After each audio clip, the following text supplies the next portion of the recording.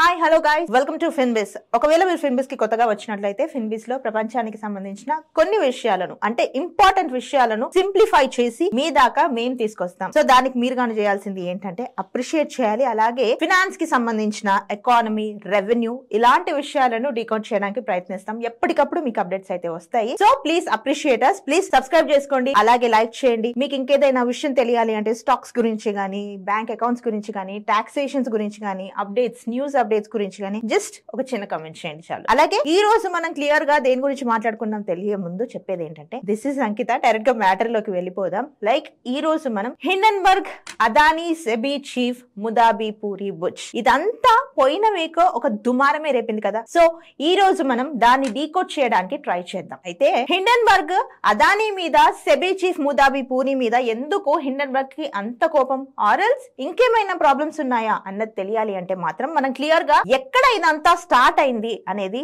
తెలుసుకోవాలి. So decode చేద్దాం. సరిగ్గా 1.5 years ముందు, అంటే సరిగ్గా సంవత్సరంన్నర ముందు బిలియనీర్ అయిన గౌతమ్ అదానీని హిట్ చేస్తూ the largest con in corporate history అని ఒక చిన్న ట్వీట్ చేసింది హిండెన్బర్గ్ లీక్స్. ఈ ట్వీట్ మొత్తం కార్పొరేట్ హిస్టరీలో ఒక పెద్ద దొంగతనం అయితే జరుగుతుంది అని కూడా అంది. అయితే గౌతమ్ అదానీ జనాలను ఫూల్స్ చేస్తున్నాడు అని 1.5 years బ్యాక్ రిపోర్ట్ లో చెప్పింది హిండెన్బర్గ్ లీక్స్. అయితే ఇప్పుడున్న కాంటెక్స్ట్ గురించి చూద్దాం. అప్పుడే మీకు క్లియర్ గా అర్థమవుతుంది అసలు ఎవరి మీద ఏం లీక్స్ చేశారు, అవి మన మీద, స్టాక్స్ మీద ఎందుకు అంత ఎఫెక్ట్ చూపిస్తుంది చూద్దాం. అయితే అదానీ తమ్ముడు తన పేరు వచ్చేసి వినోద్ అదానీ. అతను ఫారెన్ లో కొన్ని షెల్ కంపెనీస్ ని ఓపెన్ చేశారు. మారిషస్, బెర్ముడా ఇలాంటి కంట్రీస్ లో ఏవైతే షెల్ ఎంటిటీస్ ఉన్నాయో, అంటే నార్మల్ గా కొన్ని కంపెనీస్ లో షేర్స్ ని కొని అమ్ముతాయి అన్నమాట. ఈ ఎంటిటీస్ అవి జస్ట్ అందుకే క్రియేట్ చేయబడతాయి. లైక్ అవి నార్మల్ గా విర్చువల్ గా ఉంటాయి తప్పితే అవి సాలిడ్ గా ఎక్కడ ఉండవు అనమాట. అవి మారిషస్ నుండి ఇలాంటి అదానీ కంపెనీస్ లో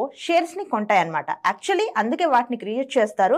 షెల్ కంపెనీస్ కి మీనింగ్ అది. ఎన్ని షేర్స్ ని కొంటే అంత డిమాండ్ అనేది పెరుగుతుంది కదా. యాక్చువల్లీ ఇదంతా కావడానికి, ఈ దుమారం అంతా రేగడానికి రీజన్ అదే. అటు వినోద్ షెల్ కంపెనీస్ నుండి అదానీ షేర్స్ ని కొనడం, అమ్మడంతో అదానీ కంపెనీ షేర్స్ ర్యాపిడ్ గా వాల్యూ పెరగడంతో అందరి దృష్టి అదానీ మీదకి వెళ్ళింది. నిజం చెప్పాలి అంటే ఇదే రీజన్ హిండెన్బర్గ్ అదానీ మీద దృష్టి పెట్టడానికి. అప్పుడు అదానీ షేర్ వాల్యూ వచ్చేసి ఒక 4000 లో ఉండింది. లైక్ ఒక హై పిచ్ లో ఉందన్నమాట స్టాక్ రేటింగ్. కానీ ఈ హిండెన్బర్గ్ లీక్స్ తర్వాత, అదే 1.5 years బ్యాక్ జరిగిన హిండెన్బర్గ్ లీక్స్ తర్వాత మాత్రం అది 1000 కి పడిపోయింది. Like it's a rapid loss అనమాట. అసలు యాక్చువల్లీ అక్కడ ఇంకో క్వశ్చన్ రేస్ చేసింది హిండెన్బర్గ్ లీక్స్. లైక్ ఇక్కడ ఈ వినోద్ షెల్ కంపెనీస్ లో, ఏవైతే మారిషస్ షెల్ కంపెనీస్ లో డబ్బులు సర్ఫ్ అవుతున్నాయో, అదానీ కంపెనీ షేర్స్ ని కొంటున్నారో, ఆ షేర్స్ కి పెట్టాల్సిన డబ్బులు వినోద్ మారిషస్ షెల్ కంపెనీస్ లో వాళ్ళకి ఎక్కడి నుంచి వచ్చాయి అన్న క్వశ్చన్ మార్క్ వేసింది. దానికి ఆన్సర్ కూడా ఇచ్చింది. లైక్ అదానీ కంపెనీస్ నుంచి అక్కడికి డైవర్ట్ అవుతున్నాయి, అక్కడి నుంచి మారిషస్ నుంచి అదానీ షేర్ కంపెనీస్ ని కొన్నాడు అని. ఇట క్లియర్ పిచ్ ఏంటి అని అంటే ఇదంతా మోసం జరుగుతుంది, వాళ్ళే కొని అమ్ముకుంటున్నారు, లైక్ ఫ్యామిలీలోనే ఇదంతా జరుగుతుంది అని చెప్పేసి ఒక క్లారిటీ ఇచ్చేసింది. అయితే పోయిన వీక్ జరిగిన థింగ్ ఏంటి అంటే SEBI chairperson Madhabi Puri Butch కి సంబంధించిన షేర్స్ కూడా అదానీ బ్రదర్ కంపెనీస్ లో ఉన్నాయి అని ట్వీట్ చేసింది. ఏంటంటే క్లియర్ గా చూడండి. లైక్ ఎవరైతే వినోద్ ఉన్నారో అదానీ బ్రదర్, తన Mauritius and Bermuda shell companies ఉన్నాయో అందులోనే సెబీ చైర్పర్సన్ ముదాబీ పూరి బుచ్ హస్బెండ్ ఎవరైతే ఉన్నారో ఆయన పేరు ధవల్ బుచ్, ఆయన ఫండ్స్ కూడా అందులోనే ఉన్నాయని లీక్ చేసింది హిండెన్బర్గ్. అయితే ఇక్కడ క్లియర్ గా ఒక టర్మ్ చెప్తాను, మనం ముందు నుంచి ఏం చూసామో అన్నది. అదానీ నార్మల్ గా అంటే ఒక 1.5 years బ్యాక్ అంటే దాదాపుగా ఇది 24 కాబట్టి 23, 22 మధ్యస్థ మంత్స్ ఉంటాయి కదా, లైక్ ఆగస్ట్, జూలై, ఆ టైంలో అదానీ షేర్ వాల్యూ అనేది ర్యాపిడ్ గా పెరిగింది. సో హిండెన్బర్గ్ లీక్స్ సంస్థ దీని మీద దృష్టి పెట్టింది. అసలు హిండెన్బర్గ్ లీక్స్ సంస్థ అంటే ఏంటో తెలుసా మీకు? హిండెన్బర్గ్ లీక్స్ అంటే వాళ్ళు చేసేటి, ఎవరైతే తప్పులు ఎక్కడ చేస్తున్నారో రీసెర్చ్ ఎక్కువగా చేసి, అదొక రీసెర్చ్ సెంటర్, రీసెర్చ్ చేసి లీక్స్ అనేవి బయటికి పెడతారు. సో హిండెన్బర్గ్ అనే పేరు కూడా ఆ రీసెర్చ్ తోనే వచ్చింది. మీకు ఆ విషయం తెలుసా? ఒక దగ్గర ఒక బ్లాస్ట్ జరిగింది. బ్లాస్ట్ జరిగినప్పుడు ఆ బ్లాస్ట్ ఎందుకు జరిగింది, ఎలా జరిగింది, ఎంతమంది చనిపోయారు, ఈ విషయాలన్నీ బయటకు తీసింది. సో హిండెన్బర్గ్ లీక్ అనేది కూడా పేరు ఆ బ్లాస్ట్ నుంచే హిండెన్బర్గ్ లీక్స్ కి ఆ పేరు వచ్చిందనమాట. సో అదానీ షేర్ రేట్స్ పెరిగినప్పుడు ఘోరంగా పెరిగాయి. అసలు నార్మల్ గా కాదు, మీకు ఎక్కడ చూసినా స్టాక్స్ అనగానే అదానీ పేరు వినిపించేది. అదానీ కంపెనీ పేరు. వినోద్ కంపెనీ ఏదైతే ఉందో మారిషస్, బెర్ముడాలో, ఆ షేర్సే వీళ్ళకి ఉన్నాయన్నమాట. ఆ కంపెనీలోనే వీళ్ళకి షేర్స్ ఉన్నాయి. అవి హిండెన్బర్గ్ ఆరోపించింది. ఇవి క్లియర్ గా కనిపించేది ఏంటంటే యాక్చువల్లీ అది పూర్తిగా ముదాబీ బుచ్ డబ్బులే. ఆమె సొంతంగా తను ఐసిఐసిఐ బ్యాంక్లో వర్క్ చేసినప్పుడు, అలాగే సింగపూర్లో తన సొంత కంపెనీ పెట్టుకున్నారు, షాంఘైలో బ్యాంక్లో వర్క్ చేశారు యాజ్ సిఇఓ, ఎండి, డెవలప్మెంట్ బ్యాంక్ ఫినాన్స్ డెవలప్మెంట్లో ఆమె వర్క్ చేశారు. వర్క్ చేసినప్పుడు ఆమెకు వచ్చిన డబ్బులే ఈ షేర్స్ లో పెట్టారు. విర్చువల్ గా వచ్చిన ఆమె సొంతంగా సంపాదించిన డబ్బులే అందులో పెట్టారు అని అనడం. దీని ఎగ్జాంపుల్ గా చూసుకుంటే ఏంటంటే 2012 నుండి 2022 వరకు ముదాబిపూరి బుజ్కి గాను సొంతంగా ఆఫ్షోర్ షెల్ కంపెనీ ఉంది. దాని పేరు అగోరా పార్ట్నర్స్ అన్నమాట. అదొక సింగపూరియన్ కన్సల్టింగ్ కంపెనీ.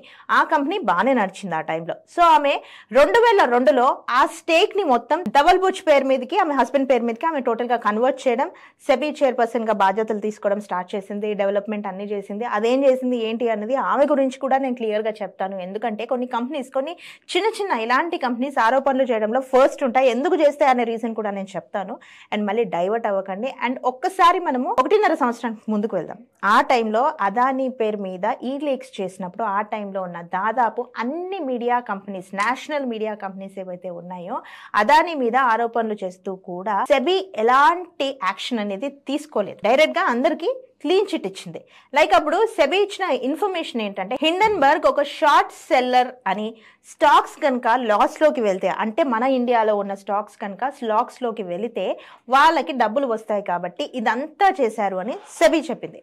సో ఆఖరికి పూర్తి ఇన్వెస్టిగేషన్ తర్వాత, అదే అదానీ కంపెనీ మీద పూర్తి ఇన్వెస్టిగేషన్ తర్వాత మనకి తేల్చింది ఏంటి అంటే ఆఖరికి సుప్రీంకోర్టు కూడా క్లీన్ చిట్ ఇవ్వడంతో ఆ ప్రాబ్లంకి ఒక చిన్న సొల్యూషన్ అయితే వచ్చింది. సో అందరూ దాన్ని పూర్తిగా మర్చిపోయారు. అప్పుడు కొన్ని ఆ టైంలో దాని తర్వాత కూడా అదానీ కంపెనీ మీద కొన్ని లాస్ట్లీ అక్కడక్కడ మన తెలంగాణలో, ఏపీలో కూడా వాళ్ళ కంపెనీస్ మీద అవాంతరాలు అయితే వచ్చాయి. అయితే ఇక్కడ ఇంకోటి మనం చూడాలి ఏంటంటే హిండెన్బర్గ్ యాక్చువల్లీ దానికి ఒక క్లియర్ స్టేట్మెంట్ ఇచ్చింది. దాని తర్వాత కూడా సుప్రీంకోర్టు క్లీన్ చిట్ ఇచ్చింది అదానికి. ఇచ్చిన తర్వాత కూడా హిండెన్బర్గ్ స్టేట్మెంట్ ఇచ్చింది ఏంటంటే లైక్ మేము దాదాపుగా 40 ఇండిపెండెంట్ మీడియా హౌసెస్ నుండి మేము కాన్ఫిడెన్షియల్ ఎవిడెన్స్ తోనే మేము ఈ ఆరోపణ అయితే చేశాము, ఈ లీక్ అయితే చేశాము అని చెప్పేసి హిండెన్బర్గ్ స్టేట్మెంట్ మాత్రం ఇచ్చింది. అంటూనే సెబీ మాత్రం అలా క్లియర్ చేసేసింది టాపిక్ ని, అక్కడ సాల్వ్ చేసింది. అయితే ఇప్పుడు ఇంకా హిండెన్బర్గ్ ఫోకస్ ఎక్కడికి వెళ్ళింది అదంతే. అప్పుడు చైర్పర్సన్ గా ఎవరున్నారు? సెబీ చైర్పర్సన్ గా ముదాబిపూరి బుజ్ ఉన్నారు. సో ఫోకస్ అంతా ఆమె మీదకి డైవర్ట్ చేసింది. సో ఈ సంవత్సరం అంతా ట్రై చేసినట్టున్నారు ఆమె మీద వేయడానికి. ఒక్కసారిగా ముదాబిపూరి బుజ్ మీద ఆరోపణలు అయితే చేశారు. అసలు ముదాబిపూరి బుజ్ మీద ఇంత ఫోకస్ ఎందుకు చేశారు? ఆమె మీద ఎందుకు ఆరోపణలు చేశారు? ఆమె కంపెనీకి, ఆమె ఆఫ్ షోర్స్ కంపెనీకి, అలాగే అదానీ తమ్ముడు వినోద్ కంపెనీకి ఎలా అయితే స్టేక్ హోల్డర్స్ గా ఎలా ఉన్నారు, మారిషస్ బెర్ముడాలో షేర్స్ కంపెనీకి లింక్ ఉంది అని చెప్పేసి ఎలా చెప్పింది అంటే ఒక్కసారి మనకు తెలియాలి అంటే అసలు సెబీ చైర్పర్సన్ ముదాబిపూరి బుజ్ ఎవరో మనం తెలుసుకోవాలి. ముదాబిపూరి బుజ్ she is not a normal lady. Actually ఆమె 1966లో ముంబైలో పుట్టారు. సో ఆమెకు చిన్నప్పటి నుంచి ఫినాన్స్ అన్నా, మ్యాథమెటిక్స్ అన్నా బాగా ఫోకస్ అనమాట. ఆమె ఫోకస్ తో ఆమె ప్రతి దాంట్లో ఫస్ట్ వస్తూ స్టడీస్ లో చాలా బెటర్ గా ఉంటుంది. సో ఆమె ది వెరీ రెప్యూటెడ్ అహ్మదాబాద్ లో ఐఐఎం లో చదువుకున్నారు, ఎంబీఏ చేశారు ఫినాన్స్ అండ్ మేనేజ్మెంట్ లో. దాని తర్వాత మెల్లిగా వర్క్ చేస్తూ ఆమె ఐసిఐసిఐలో 1999లో ఐసిఐసిఐ బ్యాంక్ లో సిఇఓగా వర్క్ చేశారు. అక్కడ వర్క్ చేసినప్పుడు అక్కడ కూడా ఆమె చాలా ఏళ్ళు వర్క్ చేశారు. వర్క్ చేసినప్పుడు డెవలప్మెంట్స్ అన్ని చూసుకుంటూ ఫినాన్స్ మేనేజ్మెంట్, బ్యాంక్ మేనేజ్మెంట్. ఇప్పుడు ఐసిఐసిఐ ఈ రేంజ్ లో ఉందంటే one of the reason is ముదాబిపూరి బుజ్ అంటారు. దాని తర్వాత ఆమె సిఇఓగా వర్క్ చేసిన తర్వాత ఆమె క్లియర్లీ షాంఘై వెళ్ళింది. అక్కడ కూడా కొన్ని బ్యాంక్స్ లో వర్క్ చేసింది. అక్కడ కూడా ఎండి, సిఇఓగా వర్క్ చేశారు. వాటిని డెవలప్ చేశారు. దాని తర్వాత సింగపూర్ లోకి వెళ్ళి తన సొంత డబ్బులు సంపాదించుకొని సింగపూర్ లో ఒక కన్సల్టింగ్ కంపెనీ ఓపెన్ చేశారు, అగోరా అని చెప్పాను కదా. ఆ కన్సల్టింగ్ కంపెనీ కూడా మంచిగా వర్క్ చేసింది.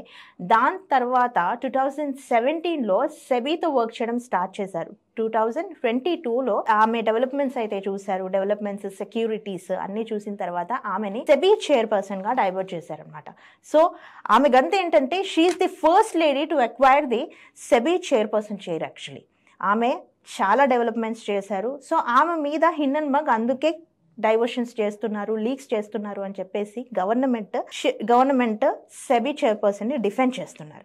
ఇక్కడ క్లియర్ గా మనకు తెలిసింది ఏంటంటే వాళ్ళు లీక్స్ చేయడము, ఇక్కడ మన ఇంపార్టెంట్ పర్సన్స్ ఎవరైతే ఉన్నారో మన ఇండియన్ డెవలప్మెంట్స్ కి దోహదపడే వాళ్ళు, వాళ్ళ మీద లీక్స్ చేయడము. అండ్ దాంతో మన షేర్స్ ఎప్పుడైతే పడిపోతాయో దాంతో హిండెన్బర్గ్ డబ్బులు సంపాదించుకుంటుంది అని చెప్పేసి సుప్రీంకోర్టే చెప్పింది. సో అక్కడైతే తప్పులు ఉంటాయని అయితే మనం అనుకోవద్దు. మేబీ కొన్ని షేర్స్, కొన్ని కంపెనీస్లో షేర్స్ అలా కొనడం జరుగుతుంది. బట్ సెబీ చైర్పర్సన్ ఆమెని నియమించుకునేటప్పుడు ఆమె 17 నుంచి 22 వరకు అందులో వర్క్ చేసినప్పుడు ఆమెని ఎంత ఎబిలిటీ ఉంటే ఆమెని చైర్పర్సన్గా తీసుకుంటారు.